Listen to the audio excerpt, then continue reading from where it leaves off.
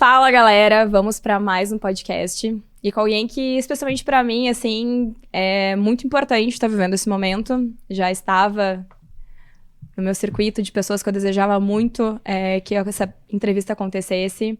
Ele que já falou algumas vezes que o jiu-jitsu salvou a vida dele, é exemplo de persistência, é um dos caras que eu mais admiro no esporte. E principalmente pela bandeira que ele traz e que nos ensina tanto do para-jiu-jitsu. Eu tô aqui hoje com o Jefferson Rippen, o nosso primeiro top ranking do Jiu-Jitsu Mais. Jefão, seja muito bem-vindo ao Prime Podcast. Estamos juntos sempre, Mari. Sempre. Mari e Pro Esportes. Cara, acho que para dar início em tudo que a gente tem para falar, eu quero que a gente tem momentos para falar sobre a tua história, né, Jefão? Então, o Jiu-Jitsu chega na tua vida antes do acidente, né? Sim. Eu sempre gostei de artes marciais, né? Então eu morava no bairro Menino Deus e tinha uma academia ali que era o Ratão Jiu-Jitsu. Então eu comecei primeiramente no Muay Thai, né? Porque o Jiu-Jitsu já tinha na academia e eu ficava, aquela galera é muito unida, é tipo uma família, parece uma seita, né? O tal do Jiu-Jitsu, né? Que eu vejo que o Jiu-Jitsu mesmo, a galera é unida, é bem família, independente de academia ou de bandeira, né? Tipo, tu é do Jiu-Jitsu, se o outro é do Jiu-Jitsu, ele sempre vai te recepcionar bem. E aí eu, não, mas já tem aquela galera ali, não sei, né? Eu ficava meio assim de chegar e teve um Muay Thai, então eu fui pro Muay Thai. Mas a galera do Gil me via puxando ferro e via que eu gostava e começou a me convidar pra treinar. É o Regis? Não, era o Ratão. O Ratão. Ratão, mestre Ratão mesmo, era com ele que tá lá nas Arábia há muitos anos. Uhum. E aí eu treinei com aquela galera ali um tempão, até que me veio um dia, um acidente de moto. Eu tava indo eu tava treinando jiu-jitsu e Muay Thai e eu fui para uma graduação de Muay Thai de manhã e uma caminhonete tava estacionada. O cara não olhou o retrovisor e não deu pisca, ele simplesmente saiu e me pegou em cheio. Ali começou meu drama, né? O meu pé ficou pendurado pela pele, uma fratura exposta. Então, eu lembro eu deitado na SAMU e a mulher me falando, me levando pro HPS, mas como é que tu não vai desmaiar, rapaz? E eu sabia, se eu desmaiar, eles vão amputar minha perna, eu não posso desmaiar. Sério? Então eu fiquei acordado, né, bem acordado, lúcido, e sabendo, eu não posso apagar aqui, senão eu vou sofrer uma amputação no pé. E aí, como eu tinha plano de saúde na época, eu tinha pais ainda presentes, pai e mãe vivos, né, eles conseguiram me transferir para o hospital de clínicas, onde eu conheci um médico que era médico do Internacional, e ali ele focou em mim, olha, se tu não quer amputar, eu tô contigo, nós vamos até o final. Então eu acabei fazendo em torno de 10 cirurgias nessa época no meu pé, bem no meu tornozelo, porque eu não queria amputar de jeito nenhum. Eu morei 3 anos dentro do hospital de clínica sem sair lá de dentro. Meu Deus. E porque eu não queria amputar de jeito nenhum, né? E até que chegou uma hora que eles tiraram... Aí o médico esse foi até onde ele sabia, ele falou, cara, se trata de uma infecção no osso, então para uma infecção no osso ela não tem cura. Tu toma antibiótico, a infecção quando tu para de tomar ela volta e o pus volta a jorrar. Então ele me dizia, só amputando, e eu fui atrás de outras opiniões, eu lembro de eu rodeando esse Rio Grande do Sul, atrás de médicos, né, ortopedistas, e até que eu consegui uma opinião diferente, Dr. Paulo Roberto Matos Dias, nunca vou me esquecer do mestre. Ele falou, nós vamos tentar uma nova cirurgia, vamos tirar centímetros do teu osso que tá podre, no teu tornozelo, vamos botar um cimento ósseo ali. E aí eu fiquei com o pé reto duro, sem mexer. Eu botava 2, 3 centímetros de sola embaixo do sapato. E aí eles me diziam no hospital, esses 3 anos lá, eles me meteram pilha, né? Um lutador desse tamanho, tu vai tatuar em cima de todas essas cicatrizes da tua perna. Tu vai lutar de novo, cara, tu sabe? Tu vai jogar bola, tu vai fazer tudo. E eu saí de lá, fiquei com o pé duro, fui procurar os caras, o jiu-jitsu e o Muay Thai. Acabou que eu tatuei minha perna toda em cima das cicatrizes, fiz tudo que os caras me falaram. E me durou 3 anos esse cimento e esse pé reto duro. E eu fazendo Muay Thai, chutando com a canela. Normal. Normal. E eu voltei pro jiu-jitsu. Então eu ganhei a minha faixa azul no jiu-jitsu, lá com a galera do Ratão. E aí um dia eu saí do treino do Muay Thai e eu não conseguia pisar no chão mais com aquele pé. Eu pensei, o cimento ali deve ter trincado, dado algum problema. Fui atrás do médico, do Dr. Paulo, que me botou o cimento, o cara tava viajando. Eu fiquei 1 semana indo de hospital para hospital, chorando igual criança, jogado no chão, nas macas, nos cantos do hospital, e ninguém sabia me dizer o que eu tinha ali dentro. Os caras tiravam o raio-x, cara, mas o que tu tem aí que a gente não entende? Porque era um negócio novo esse cimento ósseo que ele tinha tentado. Ele levou meu caso até para congresso, o cara voltou a andar com o tal do cimento ósseo, e luta. E aí, até que um dia a infecção voltou, porque ela não tinha ido embora totalmente. E uma infecção óssea, ela se trata de um vulcão em erupção. Pode ser que fique quieto a tua vida inteira, como ela pode voltar daqui a dias, como daqui a meses ou como daqui a anos. E eu lá tatuei toda a perna, e chute, jiu-jitsu, voltou a infecção. Meu médico voltou e falou pra mim, olha, cara, agora não tem jeito, né? Eu sei que tu já fez 10 cirurgias, mas tu vai ter que amputar. E eu não aguentava de dor, eu tava uma semana esperando o médico voltar, o cara chegou a cancelar as férias dele para voltar para Porto Alegre para me amputar. Eu disse, doutor, por favor, vamos amputar. E eu pedi para amputar, porque eu não aguentava mais de dor. Era uma faca quente entrando e saindo da minha perna sem parar. E eu doutor, deixa eu te mostrar minhas medalhas, porque eu já lutava o para-jiu-jitsu com aquele pé reto duro. Sim. Foi onde eu comecei na Prime, que a Prime foi a minha primeira competição. Lá que era a seletiva de Abu Dhabi, né? Eu acho que mas eu comecei lutando a Prime com aquele pé reto duro, sabe? E aí me veio a amputação, eu tive que amputar. Aí eu lembro, eu no hospital, tipo, ele tirou abaixo do joelho e os médicos queriam me amputar lá na altura da virilha. E eu, não, cara, eu sou atleta, me deixa, ó, minhas medalhas, né? E ele, cara, agora não é hora de mostrar medalha, sabe? Agora nós vamos amputar a tua perna. E eu enfrentei isso aí de frente, porque afinal eu não aguentava mais de tanta dor. Quando eu acordei da cirurgia, eu ainda tava com o joelho. Aí eu agradeci, me deixaram com o joelho, né? Obrigado. E aí eu fui pra casa e meu joelho ficou todo vermelho, e eu voltei pro hospital. E eu lembro eu no quarto do hospital assinando um papel sozinho, autorizando eles a me amputarem mais uma vez lá em cima, na altura da virilha. Aí eu me acordei, né, chorei, assinei, apaguei na cirurgia, acordei, eu ainda estava com o meu joelho ali, e um médico que foi um infectologista não deixou tirarem o meu joelho, porque afinal o osso podre já tinha ido embora, já tinha sido amputado. Então a gente ficou no hospital em torno de um mês, tomando antibiótico direto na veia, né, pra ter a certeza de que não estava no osso, de que estava só realmente... De que a infecção era superficial no Uhum. sangue, então ela iria embora. Pô, saindo do hospital, eu tive alta, já parei numa farmácia, já comprei mais um montão de antibiótico via oral, tipo, vou garantir isso aqui. Então depois eu recebi muita visita, a galera do jiu-jitsu lá do Ratão, eles iam em peso me ver no hospital, sabe? Então, às vezes eu não chorava, mas os caras choravam me abraçando. E eu não entendia tudo aquilo ali, porque afinal eu ficava num espaço pequeno, onde eu não tinha que caminhar muito. E eu lembro que no hospital tu só tem aquele espelho do banheiro, justamente para te só olhar o teu rosto, não olhar o resto do corpo. Então, quando eu cheguei em casa, eu me vi de muletas e me vi num espelho grande no meio da sala, sem perna. Então ali foi muito difícil para mim, ali meu mundo desabou mesmo, assim. Eu lembro que eu fui pro quarto e até quebrei uma janela no quarto de vidro com a muleta. Minha mãe começou a se desesperar chorando também. E ali me deu uma vontade dali pra frente eu entrei numa depressão, uma vontade de desistir da vida, sabe? E eu tinha um amigo que hoje tá na Arábia, que também era do Ratão Jiu-Jitsu, treinou um tempo no Mohamed também, em São Leopoldo, que era o Carlos. Eu era faixa azul ainda, tinha uns graus na faixa, e ele vinha me buscar pra treinar, e eu dizia, ô Carlão, não dá mais pra mim, eu não vou, não quero. E aí vamos só olhar, alemão. Eu ia lá no Ratão e os guris me puxavam o kimono, me faziam botar. E aí eu treinei e tive a certeza que realmente eu não queria mais aquilo ali pra mim, porque eu recém tinha perdido a perna, era muito recente, eu tinha medo de tudo no meu coto. Tocava ali, eu já era muito sensível, sabe? E aí, até que me veio a primeira Prime, que sem perna daí já, né?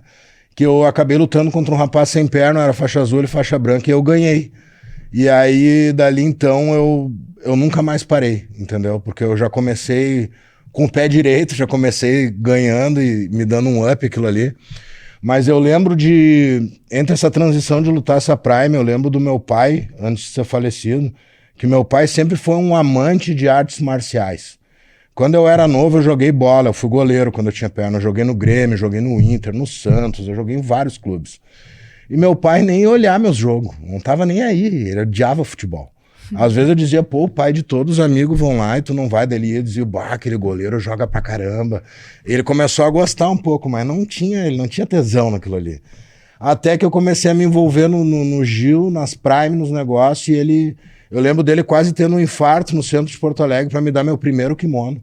Não, tu vai escolher o melhor, é o que tu quer, tu vai lutar.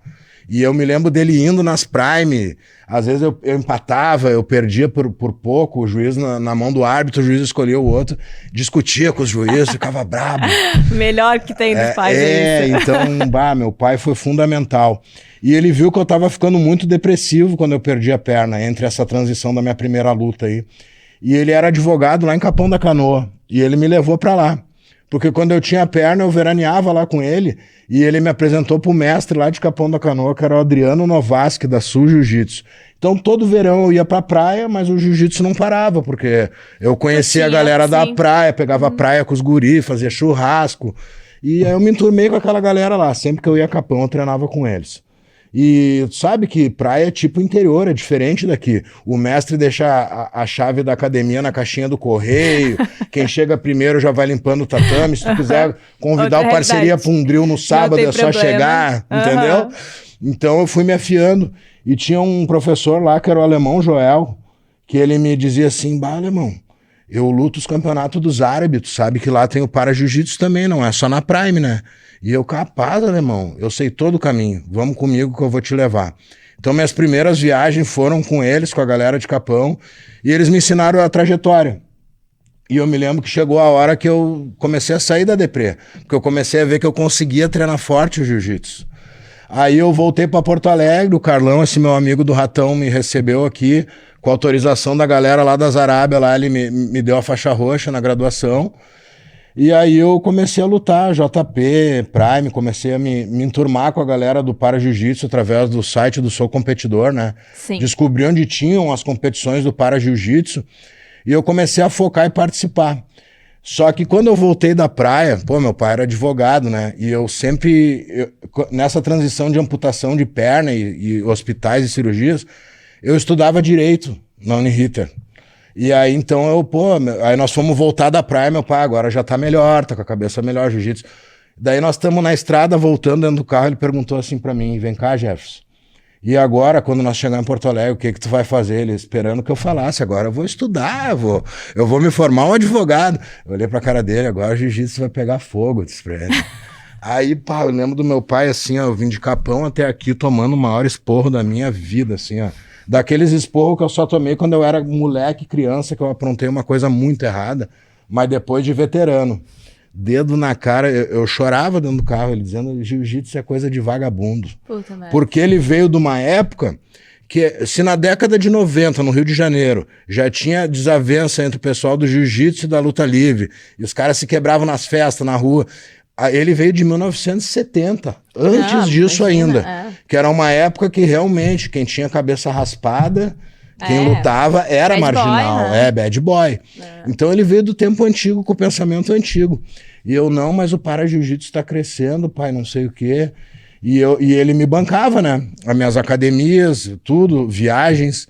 E ele dizia, não, isso aí é só gasto, é só gasto. E aí eu tava com um encaixe da minha perna ruim, porque o amputado, volta e meia, o teu coto muda de tamanho. Tu vai usando, tu vai suando, tu emagrece ou engorda, ele muda o volume. E o encaixe começa a te machucar ao ponto que tu não consegue mais botar a tua perna.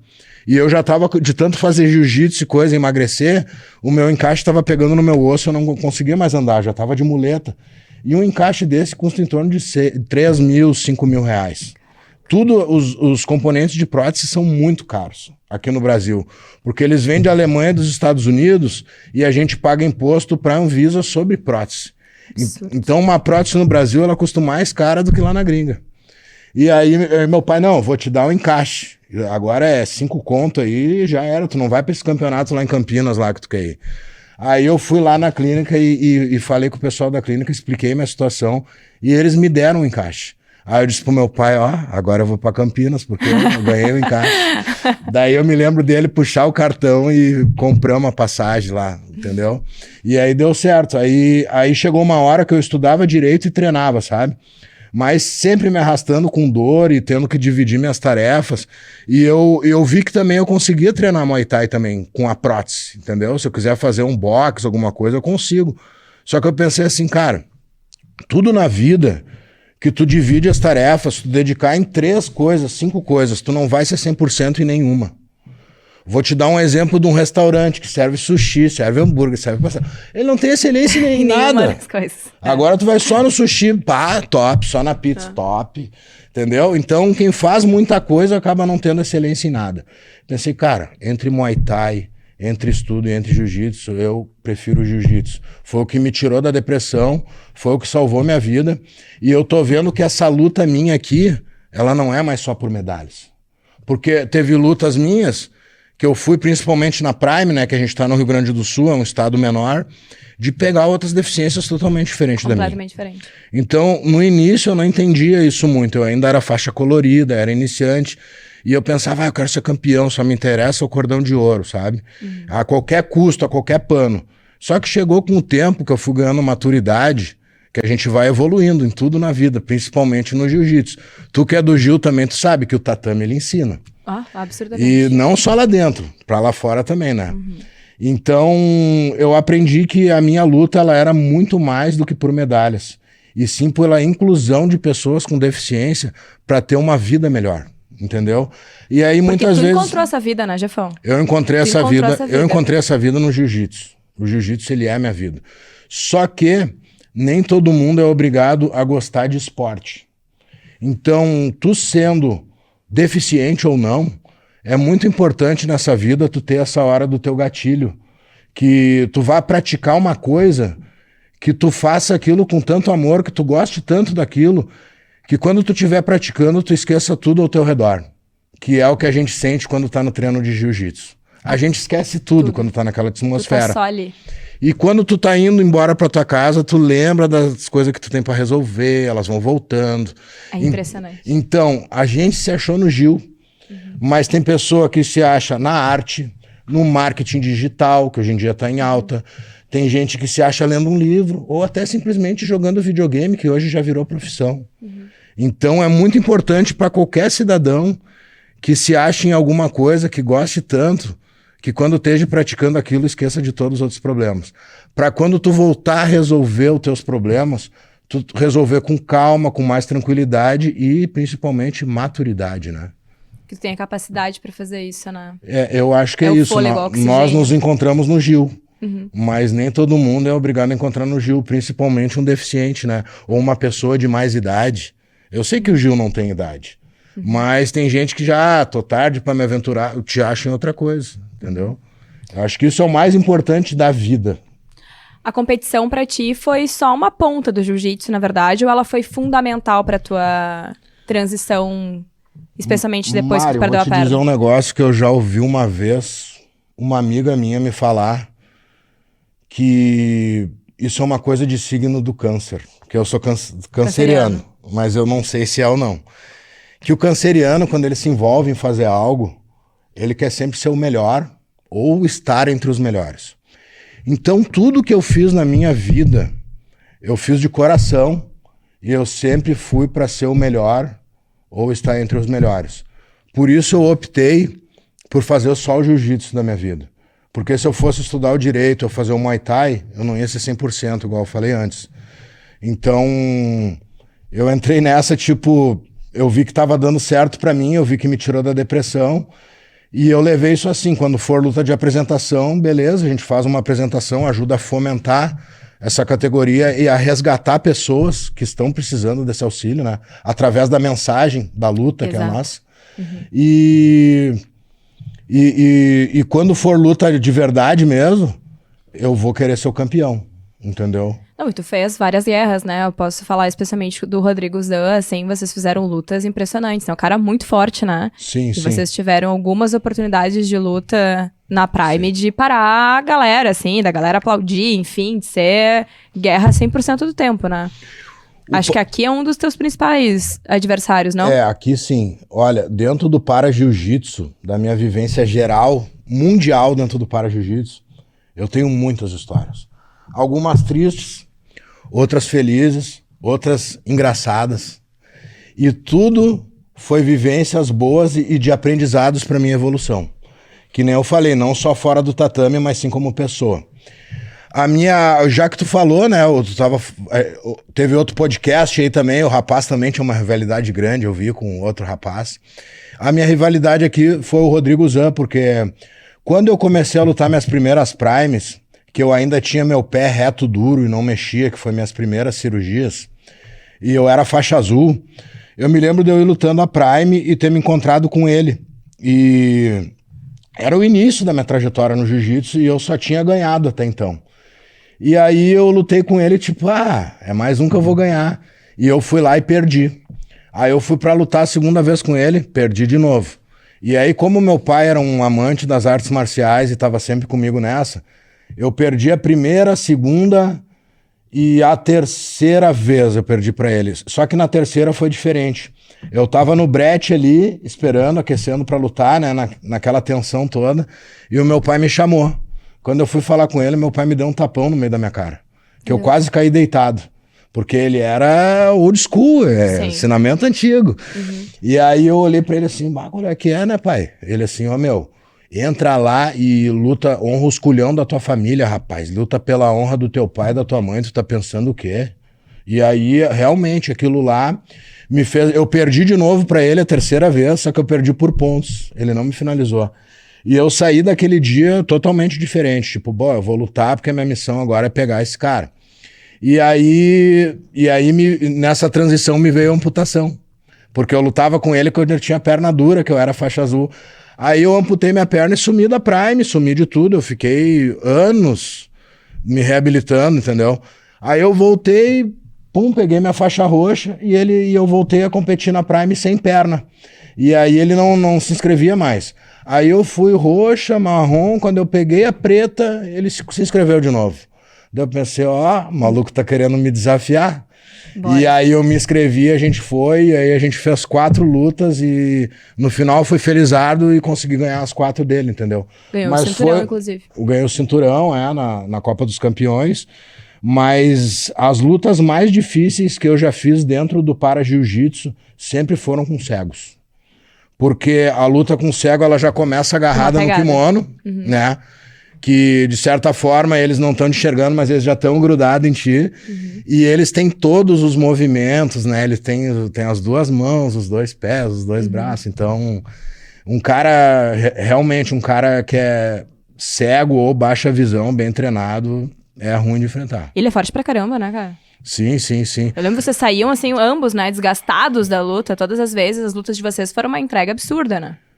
No para-jiu-jitsu em geral, tu vê uma superação geralmente muito maior do que em pessoas sem deficiência, né? Porque Verdade. O cara que já tá ali, ele já não tem mais vaidade com nada e ele não tem nada a perder, entendeu? Ele só tem a ganhar. É o que... Eu comecei lutando só o para-jiu. Eu tinha um amigo que me dizia assim, cara, tu já parou pra pensar que tu só treina com pessoas normais? Que aqui não tem nenhum deficiente, só tu? Eu acho que tu começar a lutar com os caras normais, tu vai ganhar muito mais visibilidade. Só que eu tava iniciando no para-jiu sem perna, eu ainda não tinha muita confiança. Um dia eu parei pra pensar assim, cara, é verdade, eu só treino com gente normal. E aí quem é que me botou a lutar os primeiros absolutos? Meu pai. Eu lembro numa competição em Capão da Canoa, que eu me inscrevi pra lutar com os caras sem deficiência na roxa, e eu fui e não tinha luta, o cara não foi. E eu pensei, bem certinho, peguei minha medalha, voltei pra casa e falei, ô coroa, não vou lutar o absoluto, não tô afim e tal, não tô bem.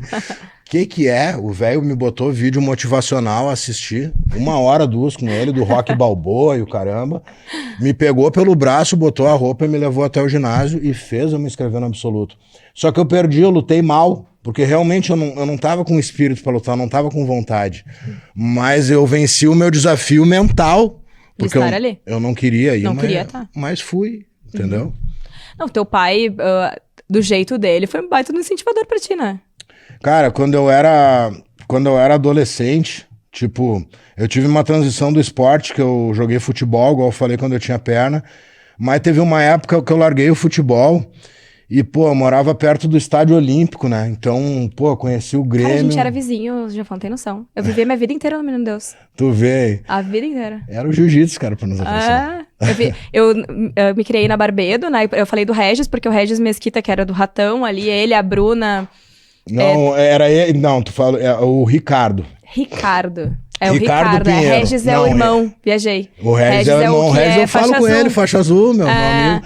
Não, mas eu treinei com ele. Eu treinei com o Ketterson, eu treinei com o Ricardo, eu treinei com o Ratão, eu treinei com o Toquinho. Eles moravam na esquina da minha casa. A primeira vez que eu vi uma pessoa... A gente tava muito próximo. Muito perto, cara. A primeira vez que eu vi uma pessoa usando kimono, assim, era eles. Eu achava que era judô.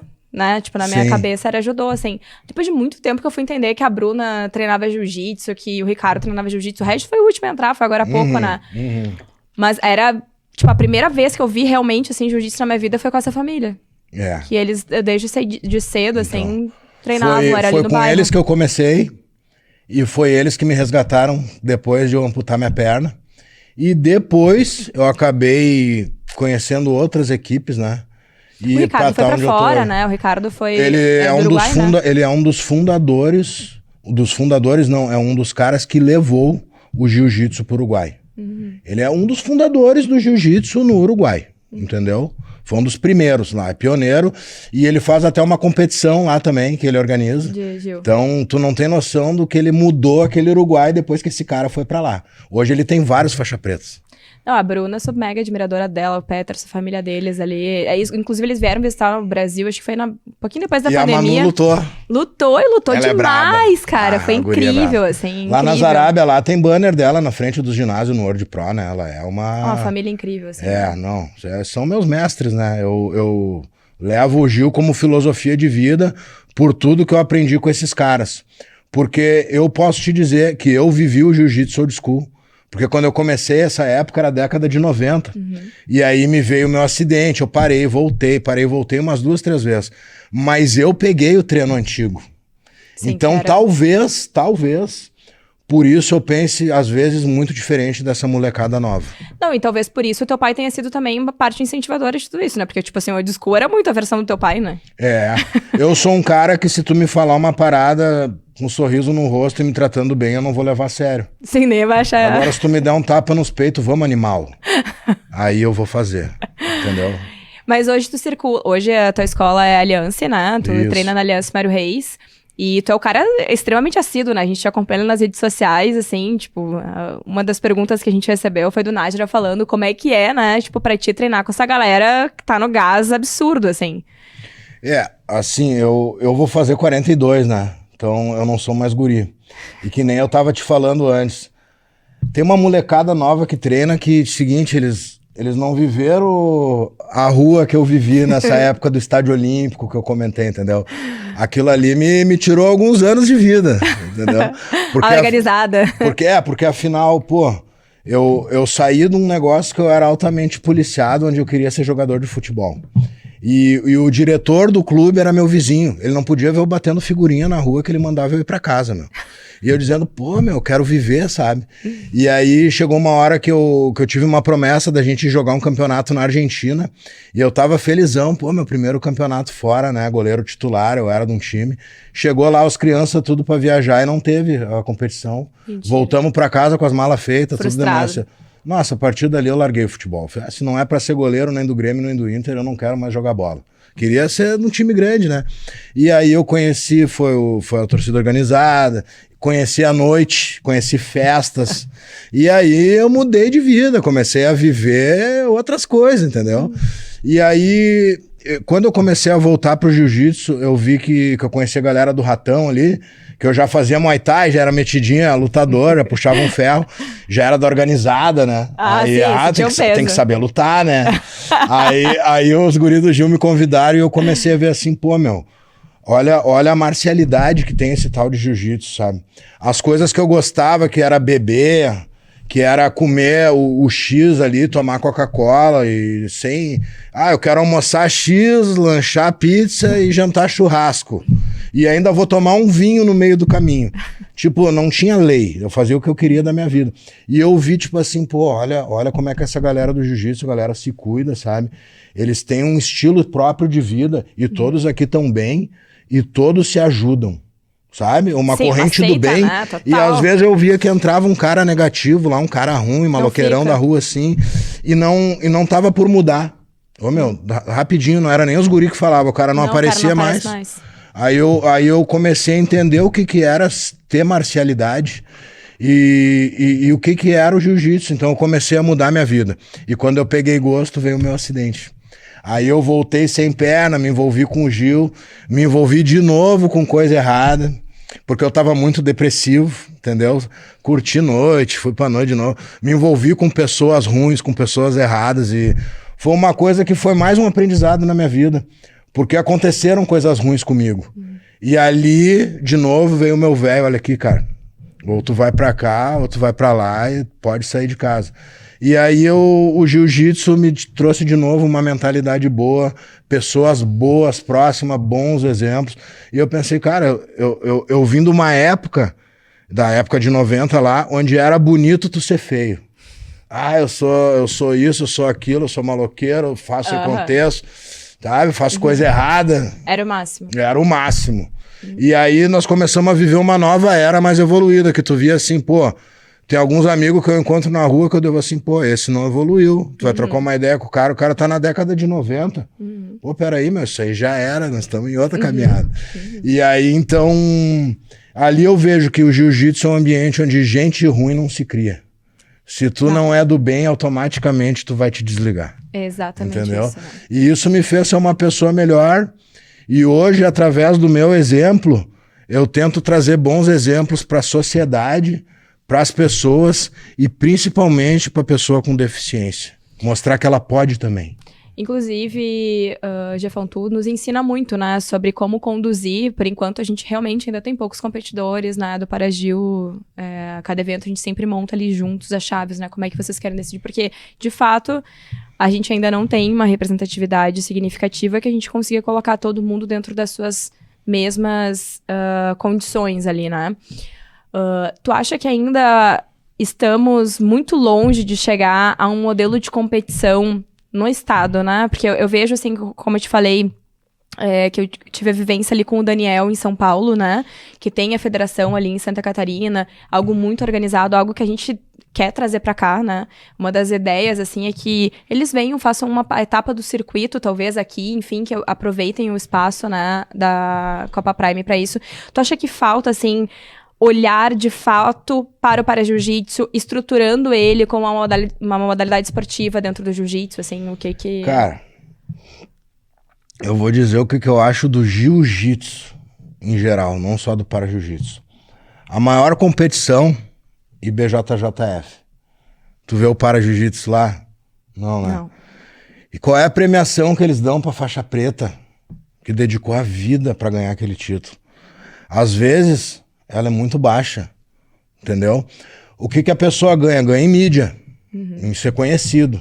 Mérito. Mas dali pra frente tu vai ter que fazer a tua própria caminhada.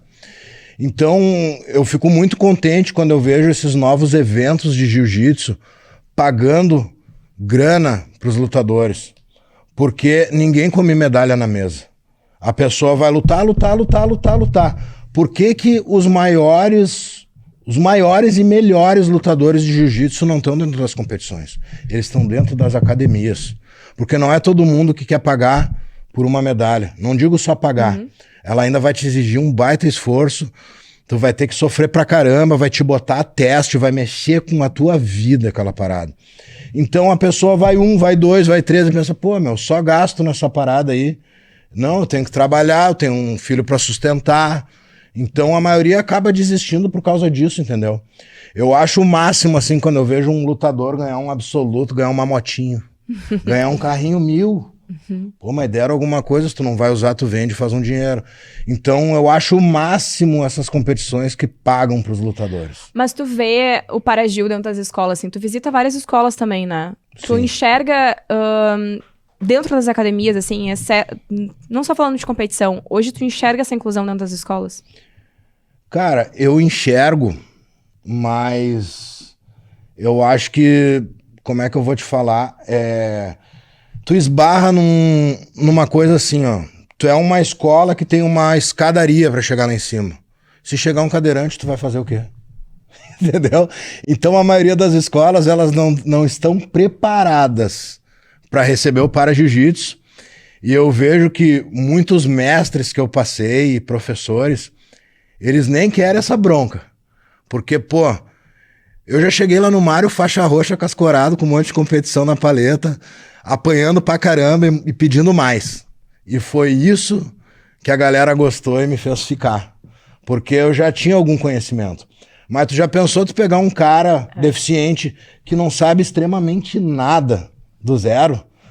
Pra mim foi muito louco quando eu vi dois faixa preta sem braço. Um do Rio Grande do Sul, o outro, acho que era Mato Grosso, não sei. Um ensinou o outro, já na preta, a como se amarrar a faixa preta com um braço só. O cara segurava com os dentes e amarrava com uma mão. E o outro foi aprender na preta. Aprendi a amarrar uma faixa na preta agora com uma mão. E eu olhei, olha só, meu.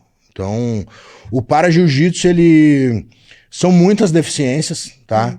E é o esporte que mais agrega pessoas com deficiência no mundo. Porque, tu vai ver judô. Eu queria fazer judô. Não, judô é só pra cego. Como é que tu vai quedar o cara com a tua prótese? Jiu-jitsu eu tiro ela, é sem perna. Aí muitos esportes se limitam. Não, esse esporte só pode tal e tal deficiência. O jiu-jitsu não. Ele abrange qualquer tipo de deficiência. E eu vi muitas histórias de caras que o médico mesmo falar, cara, ele nunca mais vai andar. E o cara ir pro tatame e de tanto desenvolver aquilo ali, tentar fazer as coisas, o cara já levantar da cadeira e dar uns passos. Eu já vi histórias assim, que o jiu-jitsu levantou a pessoa. O jiu-jitsu foi melhor que a Igreja Universal para a vida dessa pessoa. Então eu vejo o poder transformador que o para-jiu-jitsu tem, sabe? Então eu tenho dedicado a minha vida a isso, ao resgate de pessoas. E hoje eu sou muito grato, porque, nossa gente, eu já investi demais nisso. Eu investi a minha vida no para-jiu-jitsu. E eu agradeço muito a Copa Prime, porque foi meu primeiro contato com o para-jiu-jitsu, que me fez me alavancar para procurar outras competições, a buscar desafios maiores, né? Que nem a gente falou, que tem mais gente, né? Com deficiência parecida com a minha para mim lutar. E, cara, eu acho que eu até já falei demais. Conta um pouquinho, Jefão, porque é algo muito importante também a gente falar sobre o investimento atual, assim, né? Que tu, nesse momento, é um atleta que tem bolsa atleta, né? Isso é um momento marcante também, mais uma barreira que tu rompe, né? É o primeiro, né? Isso. Do jiu-jitsu a conseguir esse feito. Então, conta um pouquinho sobre isso também, porque eu acho que é muito importante a gente dar mérito às boas iniciativas, né? Eu sou muito felizardo que às vezes eu penso pra mim, tipo, pô, como é difícil fazer as coisas sem perna. Porque eu quero fazer uma faxina na minha casa, o que uma pessoa com as duas pernas faria em um dia, eu levo 3. Porque eu faço até o meu limite, até morrer de dor. Tiro a minha perna, espero um pouco, boto ela, vou de novo. Mas eu faço, eu demoro, mas eu faço e faço bem feito. E então a dificuldade que é, sabe, para uma pessoa deficiente fazer as coisas. E eu vejo assim, tipo, igual eu te falei, eu investi muito nisso já. E chegou uma hora que eu esbarrei naquilo que todo atleta uma hora pensa. Pô, meu, vem cá, eu tô só investindo. Eu venho representando a minha cidade e o meu estado, caindo na porrada. Com carioca, com manaueira aí, com paulista, com seja o que for. Muitas vezes sozinho. Os caras chegando assim de comboio de 5, 10, Sim. Fardadinho com o negócio do estado deles, com passagem aérea, com alimentação. Foi e isso olhando assim, cara, eu tô só eu do sul aqui sozinho, embretado num hotel, sabe? Brigando com meus próprios demônios da minha cabeça, querendo ser o campeão. E os caras tudo torcendo contra ti, um gritando pro outro, e tu sozinho, sem coach, sem nada. Mas isso me fez mostrar o quão foda que eu sou. Entendeu? De poder enfrentar isso sozinho e enfrentar meus medos, meus demônios e muitas vezes ser o campeão e trazer esse título para nós, para nossa cidade, para o nosso estado. Ó, Rio Grande do Sul estava presente, a gente é campeão, mesmo em minoria. E aí chegou uma hora que eu já tava assim, eu tava procurando emprego, Mário, na frente do computador, tipo, pô, minha mulher tá trabalhando, meu filho tá na escola, e eu tô aqui torrando todo o resto do dinheiro que eu tenho no meu sonho do jiu-jitsu. Tipo, pô, chega, sabe? Chega, vai fazer outra coisa, vai pegar uma coisa que te dê retorno também. Porque eu vendi a casa que eu morava, entendeu? Ao ponto de eu ter gastado tudo na busca do meu sonho. Fui para um lugar menor e aí vou gastar o resto que eu tenho em jiu-jitsu. E aí eu tava lá na frente do computador procurando um trabalho para pessoa com deficiência, de porteiro, de atendente de farmácia, de qualquer coisa. Quando vê, me liga um brother. Pô, cara, parabéns, tu foi contemplado com o Bolsa Atleta. Como assim? Eu não sabia nem quanto ganhava. Eu não sabia. Eu tava no Rio de Janeiro disputando um campeonato e um conhecido me mandou o link para concorrer à vaga. E eu, de novo me mandam o tal do link quando eu não tô em Porto Alegre. Que uma vez me mandaram, eu tava em Floripa também competindo e eu não tinha como correr a papelada. Porque tem cara crachá pra pegar os papéis. Sim. Aí, precisa da assinatura do Mário, precisa de um registro da federação lá do não sei de onde. Tipo assim, os caras estão pedindo um carrinho de supermercado de papel. Como é que eu vou buscar isso aí? Liguei pro meu primo, que é dos meus, que me ajuda a cuidar minha mídia, né? Que o guri é cabeça, assim, eu vou te mandar um dinheiro aqui do Rio, pega os Uber, te vira, faz essa correria pra mim. Ele foi lá, colheu os papéis, as assinaturas que todo mundo precisou, enviou, e eu fui contemplado. Aí eu olhei pro céu, assim, na frente do computador, procurando emprego. Papai do céu não quer que eu pare esse ano. E eu tinha ido lutar em 2022, o World Pro em Abu Dhabi, com recurso próprio. E tipo, eu fiquei com a prata, eu tirei segunda, eu perdi a final pra um americano, que eu rompi meu tríceps do meu braço, trocando força com ele, que até hoje meu braço dói pra fazer musculação, nunca mais foi o mesmo. E eu já tinha me contentado, tipo, meu sonho era ser campeão mundial na Abu Dhabi, cara, como é que eu vou ir lá de novo, sabe? Porque eu tava olhando passagem agora, hoje de tarde ali, tá R$10.000 só pra ir e voltar, de passagem. E eu, e aí como é que eu vou ir de novo? Tipo, já era, sou vice, sabe? E aí a minha bolsa justamente é a nível internacional. Esse ano em novembro eu tô indo pra Abu Dhabi de novo. E agora não, mais uma vez representando Porto Alegre, Rio Grande do Sul, só que agora é diferente, com o apoio do meu estado e da minha cidade. Isso faz toda a diferença, né? Com certeza. Isso me fez assim, eu já tava pensando assim, vai que eu vou trabalhar em alguma coisa e vou treinar de vez em quando e competir de vez em quando, porque o cara não quer largar o sonho de ser competidor mesmo trabalhando em outra coisa. Só que eu não ia poder me dedicar 100% a isso igual eu fazia antes. Não, com certeza. Aí provavelmente eu ia acabar largando. Aí eu pensei assim, cara, agora eles me pagam pra lutar. Agora eu tenho emprego e essa é a minha profissão. Pra quem vir me falar que jiu-jitsu não vai te dar nada, que é coisa de vagabundo, que o para-jiu-jitsu não garante nada, eu tô aqui pra dizer pra vocês aí que estão assistindo que o para-jiu-jitsu me fez conhecer vários lugares pelo Brasil e pelo mundo, me fez conhecer pessoas incríveis e hoje eu tô aqui, eu vou pra Abu Dhabi, entendeu? Com recurso financeiro do meu estado, que eles acreditam em mim, no meu trabalho e acreditam no para-jiu-jitsu. Não, Jefão, tem um peso gigante nisso, né? De ser o primeiro. Tu foi pra gente o primeiro também, né? Assim, foi lá e conquistou o primeiro título de Jiu-Jitsu mais da história da Copa Prime. Isso foi muito importante pra gente, assim. Foi uma virada de chave, né? Abriu portas para que outras pessoas chegassem. E agora, com o Bolsa Atleta, a mesma coisa, né? Tu entende o peso que tem romper essas barreiras, assim? Sim. E como eu fui o primeiro para vocês também foram os primeiros para mim. Porque eu já falei, a minha primeira competição de para-jiu-jitsu foi a Prime. E tu não sabe o orgulho que eu tenho dessa competição, porque é uma competição regional 100% gaúcha. E foram pioneiros no para-jiu-jitsu. Hoje, várias federações têm para-jiu-jitsu, que foram botando com o tempo. Mas a Prime já tinha muito antes desses outros caras sonharem em para-jiu-jitsu. Não com o nome para-jiu-jitsu, sim jiu-jitsu mais. Que não deixa de ser o para-jiu-jitsu, porque é o jiu-jitsu para pessoas com deficiência, entendeu? Então, meu primeiro contato foi vocês. Eu lembro de eu lutando e, fazia luta com anão, fazia luta com cadeirante. E aí eu tava naquela ainda de faixa azul, faixa roxa, sedento. Não, eu quero buscar, só me interessa o ouro. E aí eu ia no Paradeda. Mestre, quando é que vai ter meu banner aí nesse ginásio? Dizia, pô, meu, tem que ter mais luta pra ti, tipo, tá muita apresentação ainda. Aí começou com os anos, eu não arredei o pé, né? Porque qualquer outro podia ter desistido. Ah, esses caras nunca me reconhecem, já era. Só que eu sou... Quando eu boto uma coisa na cabeça, igual eu te falei, não, eu vou ser de verdade. E aí eu insisti até a hora que o reconhecimento chegou. E como tudo na vida, o reconhecimento ele não vem a hora que tu quer e que tu espera. Ele vem quando tu já largou de mão, quando tu esqueceu, que é quando tu merece. Entendeu? E as faixas do jiu-jitsu são a mesma coisa. Ai, eu tô bem na faixa tal, eu não quero pegar a faixa tal. Ai, eu quero a faixa tal. Ela não vai vir agora. É quando tu não esperar, ela vai chegar. Porque a faixa no jiu-jitsu não é tu que escolhe, é ela que te chama. É o merecimento, né? É o merecimento. Falando ainda sobre isso, Jefão, eu tive uma experiência, né? Acabei indo lá pra São Paulo pra participar de um evento do Sou Competidor. Com o Sou Competidor, na verdade, né? A gente tava na implementação de novo sistema.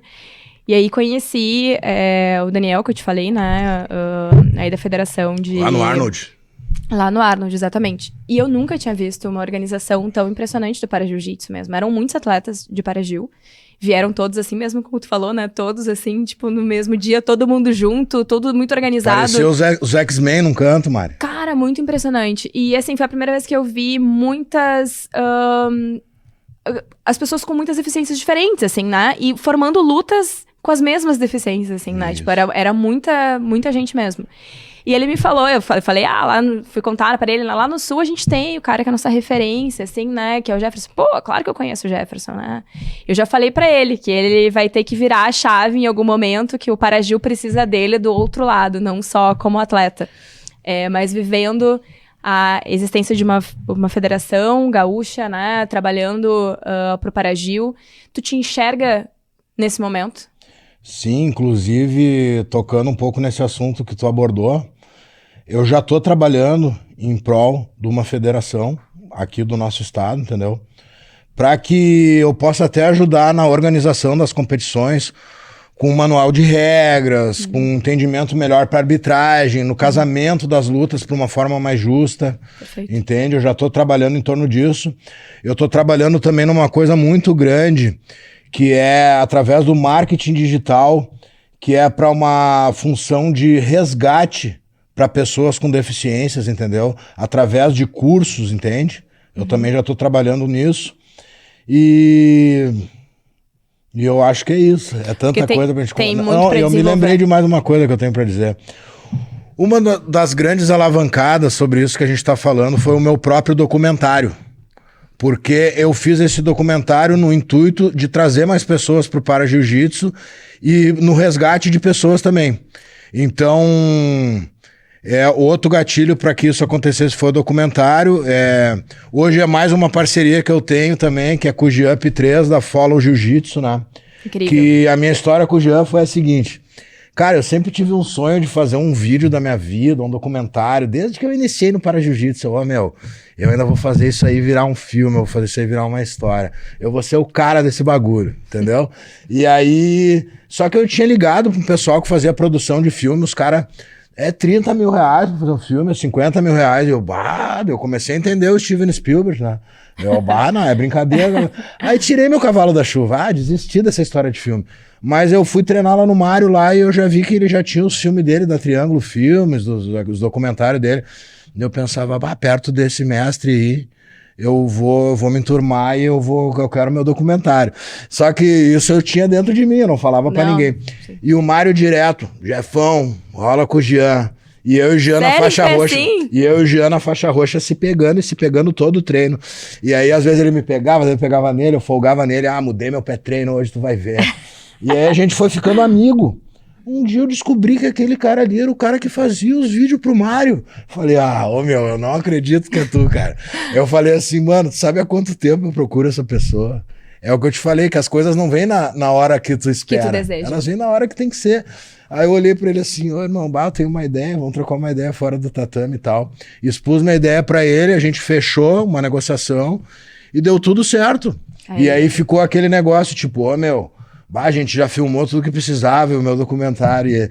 E ele dizendo, pô, meu, não é só a tua história não é só largar uma luta e recortar com um som de fundo. É muita Eu edição, nunca né? fiz uma parada assim. Deu, não, mas agora tu vai ter que fazer. E aí, ô, meu, levou 3 anos pra ficar pronto o documentário. O mais tenso é justamente essa parte de edição, né? É muito Chegou a hora de eu complexo. dizer pra ele assim, ó, ligar pra ele, quer saber, meu irmão, já desisti, devolve meu dinheiro. Aí eu acho que foi isso aí que fez o homem trabalhar. Hein? E aí no final, quando ele me disse tá pronto, eu nem acreditei, eu achei que era brincadeira dele. 3 anos depois. Então eu acho que as coisas vêm na hora que é pra ser, é o cara lá de cima que sabe, não é a gente. E é que nem eu encarei vir hoje aqui nesse podcast. Porque como eu falei, eu tô passando por alguns problemas extra-tatame, fora, e isso tem mexido bastante comigo. E tipo assim, tu me ligou do nada. Ô meu, tipo, tu tá pronto? Para já amanhã? Assim, ô meu, eu não tenho que estar pronto. Eu sou do para-jiu-jitsu, eu nasci pra isso, eu nasci pronto. E eu sou profissional. O meu problema lá não tem que intervir no meu problema aqui. E se eu tô sendo chamado hoje aqui por essa pessoa, é sinal que alguém tem que escutar o meu recado. Isso aí. Talvez tu que esteja aí do outro lado, ou talvez tu vá levar esse recado pra alguém que tá próximo de ti. É isso aí. Entendeu? Então tem meu Instagram também. Se quiser acessar, meu Instagram é jeff com 2f.trator. Aí se tu vê esse chorão no treino aí, entendeu? Com o dedinho machucado, com frieira, com frio, com meia no pé, tu mostra meu vídeo pra eles. Jefão, vamos pra parte, então, das perguntas que a galera enviou. Vambora. Agora eles vão me desmascarar. Vou começar por uma que eu já tinha dado spoiler, então. Cadê? Aqui, o Fabrício, perguntando. Gil, organizada, picho. Tem algum elemento que encontra-se nesses 3 fatores? Cara, se eu tô onde tô hoje, foi pela vivência, principalmente, que eu tive na rua. Porque uma vez eu lembro de eu lutar um campeonato no Rio e tem um brother que me acolhe lá, que era meu vizinho. A gente viveu muita coisa louca junto desse tempo aí, sabe? Coisas que nem vale a pena comentar. E aí eu tô na casa dele e ele vai lutar sempre comigo. Ele me acompanha, ele não é do jiu-jitsu, mas ele me acompanha porque eu fico na casa dele. Ele olhou pro cara que eu ia lutar, ele viu que eu tava nervoso, com fone de ouvido ali, escutando um pose, né? Ele me olhou assim, cara, fala sério, como é que tu vai apanhar pra aquele cara ali? Eu, por quê, irmão? Olha pra cara desse maluco, a maior cara de quem foi criado com a avó. E eu falei assim, é isso mesmo, rapaz, eu sou da rua. E aconteceu que deu bom, eu ganhei. Então, toda essa vivência de coisas ruins e boas, a gente joga na hora da luta essa emoção. Eu treinava, eu sempre quando eu fui lutar, eu levo muito a sério, que eu olho pra pessoa assim, principalmente se é do para-Gil, porque é a minha categoria, é onde eu sou campeão. Eu olho pra aquela pessoa assim, tu vai matar minha mãe.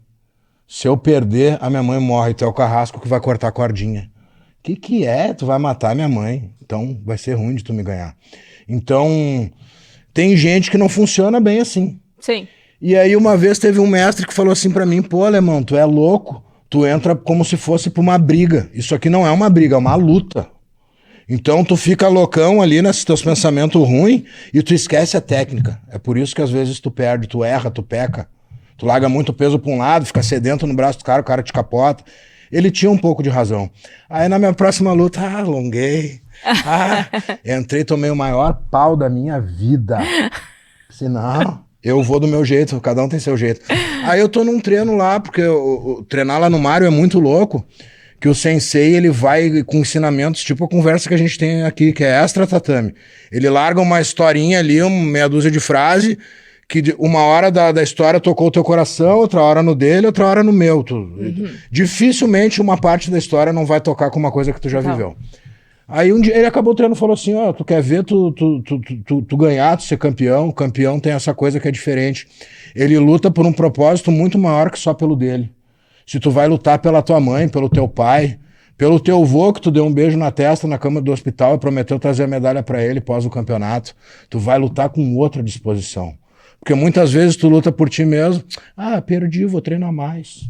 Tu aceita a derrota. E quando tu luta por uma coisa muito maior que por ti mesmo, tu não aceita a derrota de jeito nenhum e ninguém vai te tirar aquilo ali, deu. Então ele falou assim, tu quer um motivo grande, Perfeito. a tua mãe morre se tu perder. Eu olhei, Isso. Aí eu fui nele, ô sensei, muito obrigado, eu sempre tive dúvida sobre isso. Já me falaram que era errado e eu lutei na boa e tomei o maior pau da minha vida. Ele riu, apertou minha mão. Pode ir pra casa, cada um tem seu jeito de despertar o seu lado samurai. Falei, boa! É isso que eu tenho que pensar daqui pra frente. Aqui o Lucas perguntou qual que é a tua maior inspiração pra continuar. Minha maior inspiração pra continuar, cara, é resgatar pessoas que estão passando por uma fase ruim, porque não quer dizer que é só deficiência, né, rapaziada? Tipo assim, tem pessoa que perdeu um ente querido, tem pessoa, o término do relacionamento, ou simplesmente um acidente, um AVC, um filho com Down, cara, um câncer que tu tenha que enfrentar, porque estamos todos vivos e vivendo. Ninguém tá livre de ter que passar por uma coisa ruim. E aí, quando essa coisa aparecer, tu vai enfrentar ela de frente ou tu vai ir lá pra baixo e vai te acovardar, entendeu? E mesmo se tu ir lá pra baixo, tu ainda tem como ir lá pra cima e voltar, que foi o que aconteceu comigo. Quando eu amputei minha perna, eu fui lá pro fundo do poço. E o jiu-jitsu me resgatou. E hoje eu tô aqui passando essa mensagem pra vocês. Boa. Tem um engraçado aqui que eu quero saber, de curiosidade. O Marcelo da Silva falou, quando a gente se pegou de vassoura no corredor do prédio. Que história é essa? Os caras estão se puxando hoje, hein? Poxa vida.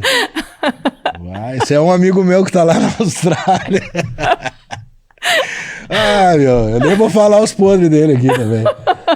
Ele me deu com uma vassourada uma vez que eu fiquei com a marca na perna. De repente foi a mesma perna que eu não tenho mais. Já era um karma antigo. Hein? Muito bom. Vamos lá. Aqui tem uma mensagem legal. Agora eu me lembrei, engatando essa daí do meu amigo do Marcelo.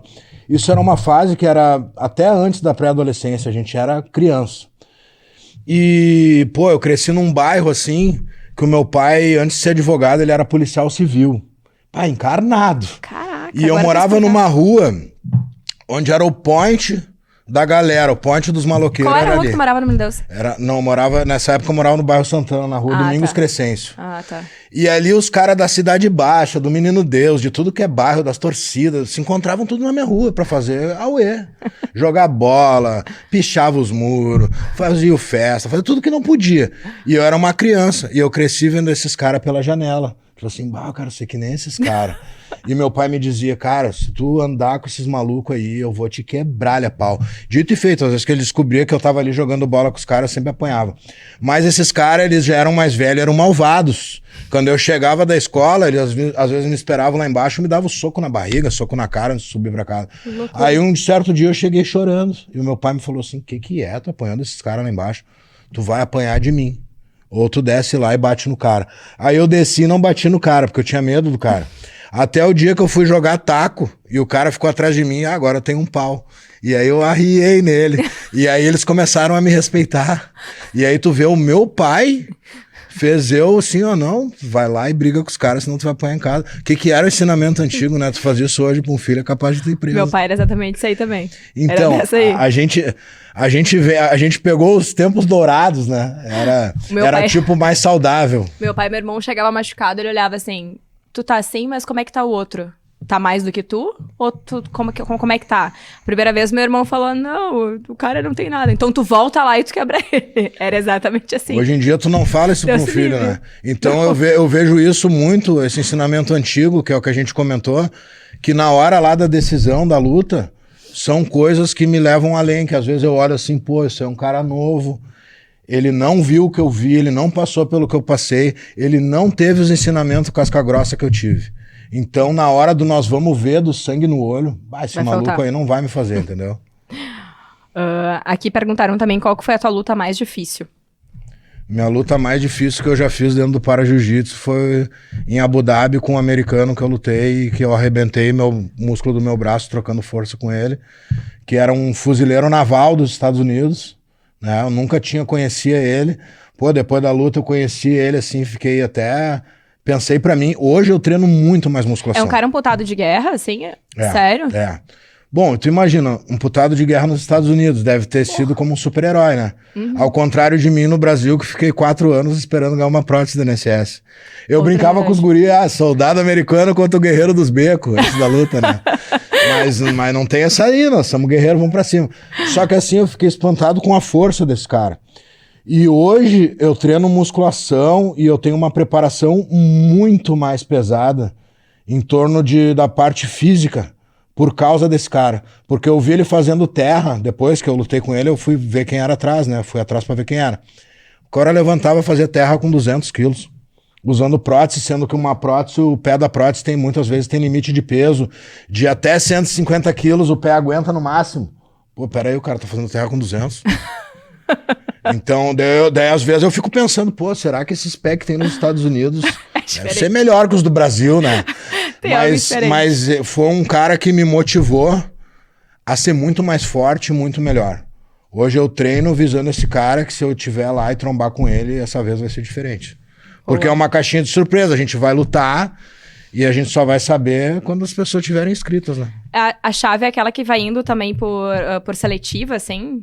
Não, para jiu-jitsu tu te inscreve no site e geralmente eles vê lá na hora, porque tem muito para atleta, como é mundial, né, e é em outro país, pô, às vezes pinta um cara que tu não sabe direito qual é a deficiência. Então eles fazem uma reunião antes com o pessoal para casar as lutas, entendeu? Perfeito. Que nem tu falou que tem o Daniel, que organiza os campeonatos, que é de Santa Catarina.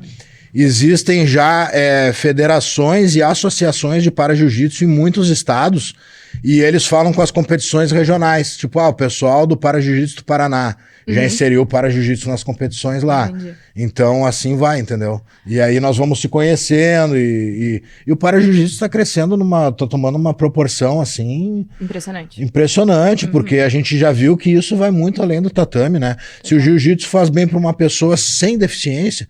Tu imagina pra uma pessoa que tá ali cheia de trauma, toda retraída, com vergonha do seu próprio corpo. Eu tinha vergonha de mim mesmo. Eu ia andar no centro de Porto Alegre, de muleta, as crianças, olha lá, pai, olha lá, mãe. Eu queria esconder minha perna. Hoje em dia eu não uso nem mais calça. Tô de bermuda aqui no frio hoje. Porque é o seguinte, ela foi tirar minha foto ali pra caixa de perguntas. Eu falei, mais pra trás pra pegar minha perna. Porque hoje em dia eu sou o robô do jiu-jitsu. É o orgulho, né? Hoje eu tenho orgulho de ser amputado, eu tenho orgulho de ser PCD e fazer o que eu faço. Orgulho da tua história. Eu te digo que às vezes eu penso assim, é doloroso tu ser sem perna, dói, machuca, as tarefas são demoradas e mais difíceis, sim.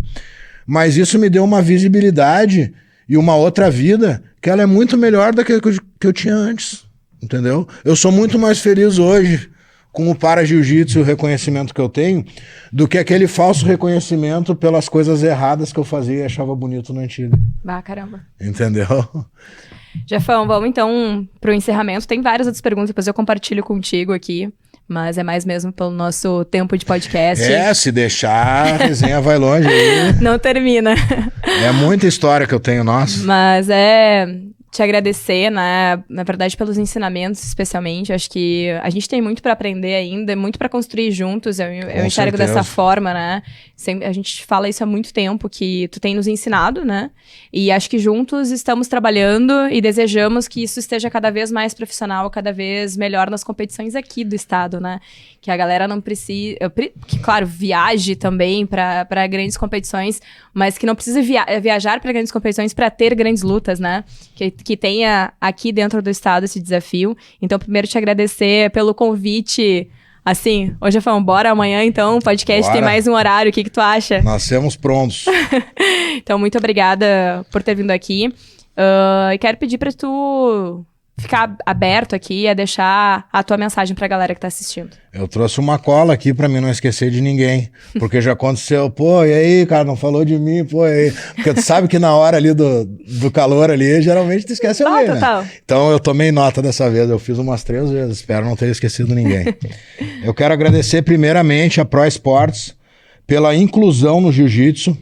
Gostaria muito de agradecer a Secretaria de Esportes de Porto Alegre, pelo Bolsa Atleta, que é o que me trouxe de volta para as competições assiduamente esse ano. Eu gostaria de agradecer ao treinador Márcio Renz, da musculação, que desde que eu comecei com ele, a gente tá junto, ele teve até que entender um pouco como é que se treinava uma pessoa sem perna, meus treinos adaptados. A Rede Moinhos Fitness de academia, pelos equipamentos que eles cedem, a preparação aqui para o paratleta, pela Oden Community, pelos kimonos e os vestuários BJJ, que, pô, sou suspeito para falar, né? Para mim são os melhores. Vinícius Saramento, que é o protesista que fez a minha primeira prótese. Eu passei por outros lugares, só tive problema e voltei para ele. Hoje a gente tem uma parceria, que é o cara que me ergue, me deixa de pé e que regula a minha perna, entendeu? Que eu consigo ficar sem dor nas costas. Tipo, ele ameniza o meu sofrimento. Pra mim, ele é o cara, sem ele eu não tava em pé. Agradecer ao nosso amigo Jean, da Follow Jiu-Jitsu, por todas as produções dos vídeos. A DG Suplementos, que é os caras que me deixam forte. Ao nutricionista Arthur Mota, que esse ano eu entrei junto com o Arthur num desafio que eu sempre fui um cara que eu treinei muito, eu sou muito dedicado a tudo que eu faço. Só que eu sempre fui gordinho. Pra mim, a minha maior dificuldade sempre foi fazer dieta. E esse foi um ano que, como eu tô com essa bolsa e com esse incentivo do Estado, eu falei, ô irmão, agora nós vamos fazer isso porque essa realmente é a minha profissão. Então, eu nunca me dediquei tanto assim, da forma até na nutrição, que nem eu tô fazendo com ele, para atingir uma melhor performance. E gostaria de agradecer a todos da equipe Aliança aí, né? Também principalmente lá de onde eu treino, da Aliança Mário Reis. E todas as equipes que curtem a nossa superação. É isso, rapaziada. Deixa uma mensagem geral pra galera, assim, Jefão, do que as pessoas podem estar querendo ouvir nesse momento. Tu é um grande incentivador, né? É uma inspiração pra gente. Então, deixa essa mensagem pra galera. Pra nunca desistir dos seus sonhos. O que mais tem, hoje em dia, são sabotadores de sonhos. Pessoas querendo te dar um conselho sobre o que nem elas mesmas viveram. Então, se tu tem um sonho, se tu acredita, faz por onde, primeiramente, corre atrás e não desiste, porque os tropeços vão acontecer. Mas se tu persistir, se tu realmente quiser e tiver disposto, principalmente, a pagar o preço, tu vai chegar. Boa. Valeu? Te agradecer de verdade, Jefão. Então, muito obrigada, galera, que esteve aqui com a gente mais uma vez nesse episódio, conhecendo mais um pouco da história desse cara que é inspiração pura, tá aí mostrando a verdade, né, com transparência, sem medo do que tem pra falar, sem medo do que tem pra enfrentar, e que é inspiração pra tantos de nós. Então, muito obrigada a todos que estiveram até aqui. E fiquem preparados para mais um episódio em breve do Prime Podcast. Até mais!